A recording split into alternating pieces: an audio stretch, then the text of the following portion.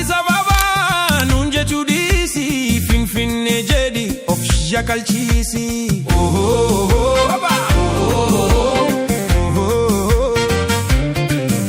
Maqaan ganama abboota koon moggaa'e hunda isaan deebisaan hamman danda'e.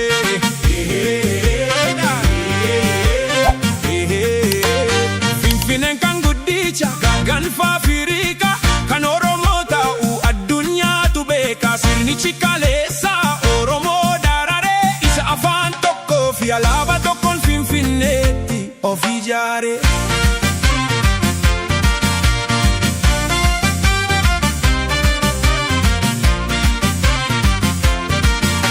Oromoo abbaa sirna gadaa kee isaarraa buqqise. Olaantummaa irratti argate.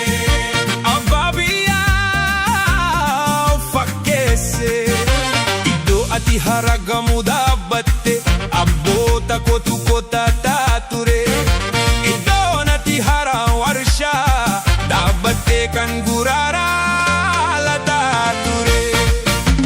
Biyya sabdanuu Oromoon yoo ijaaru sirna naftanyaa cabse kan kaleessa saba biroo dararu.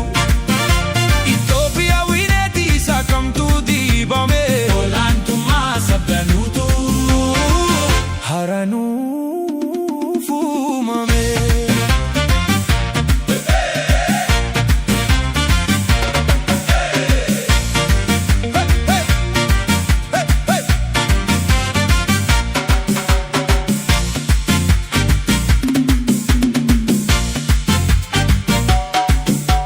Sirna nama nyaata sirnicha naftanyaa deebitee hin argitu gubaduu mikkanyaa. Alaabaan lumutti nati eegaa jirtu daldala keettu deebitee hin argitu. Itoophiyaa wineeti ishee nati feetu kan saba tokko qofa deebitee hin taatu. Sichi gadi jette akka biyyaa si ajajetti jiraata. Bishooftuun bishooftuu jetta makaasaa ganamaatti deebisi hin deebifta. Finfinne Adaamaa Birbirsa Gooroo Hagamsa Chaffee Annanii Mujja jedhee dhalootatu seenaa iddootti deebisa. Sirni kee kaleessa Goojamii fi Gondoorii dhufee Oromoo Finfinnee buqqisee balbalasaa itti cufee. Aduu achi dhuftee abbaa biyyaa dibdee daariitti baastee. Hara maaltu kan kee goonaan sobdee boossee maraattee. Kan Finfinneetti marsee jiru galaana miti lafa Oromooti. Kan keenya dagaafa jettu ija hin beektu ati. Kaartaan keessaan dhufee kan Finfinnee tuqee.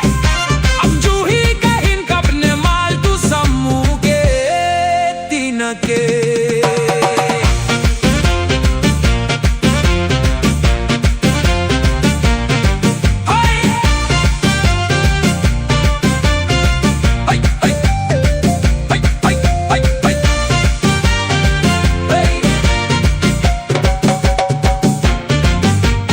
Addis Ababaan kan Oromooti. Finfinneen keenya kan warra gadaati. Shaggar Finfinnee handhuura Oromiyaa afaan Oromoon dubbatu.